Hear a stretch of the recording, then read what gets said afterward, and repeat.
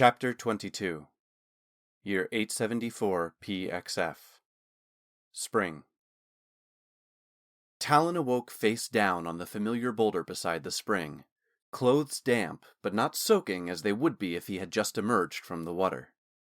His eyes opened upon a tiny version of a full-grown tree, the sapling he had seen sprout so many years ago. The weak spring sun did little to warm his bones, but managed to do even less to warm the cold void in his spirit. Consciousness also brought an aching, itching burn to his hands, which he had to steel himself to look at. Horribly scarred, covered with just the thinnest layer of skin and mottled tissue, his hands barely seemed like they were his. He flexed his fingers to see if they would move at all, and while weak and stiff, they shakingly obeyed his basic commands. Talon could only hope that he could ever use them in battle again. The Vermillion blade was nowhere to be seen.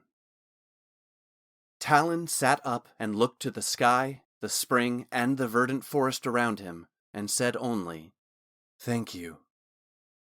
Talon Vermillion is dead, and a new man must now walk his paths and wear his scars. The conjoined aspects of Casfarian spoke with a finality that brokered no discussion. While using similar words to Lachlan, the deity's pronouncement was far more profound, the implications of which Talon did not still fully understand.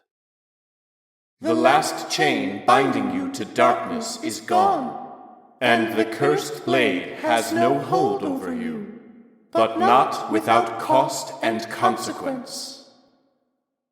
He looked inward to where the black chain that shackled him to the darkness had always been, and recognized its absence.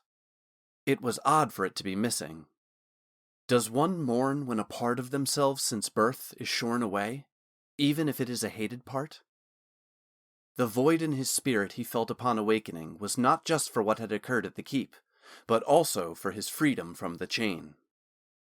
He scrambled to the water's edge and gazed at his reflection in the spring, looking for something profound, a physical manifestation of the change he felt and knew was real. But Talon's same face looked back. Peering into Talon's eyes, captured on the surface of the spring, he knew that his old name was no longer his, that it did not fit who he was now, and that the chains of his history no longer bound him. Casfarian's voice continued. You are without a noble name or house, and wear the form and face of a known oathbreaker, traitor, and proclaimed coward. I can hide you from magics that may try to find you, but your physical presence you must conceal on your own if you are to survive. But I will not send my champion weaponless into this world. Draw forth the tree from the boulder you and Riken discovered your love upon. Not fully understanding, he wrapped his hand around the tiny tree trunk that perfectly fit his damaged hand. He pulled gently upon the small plant, and then more forcefully, biting back the agony it caused in his ruined appendage. It came free and revealed a sickle, blade grafted onto the roots and trunk of the tiny tree.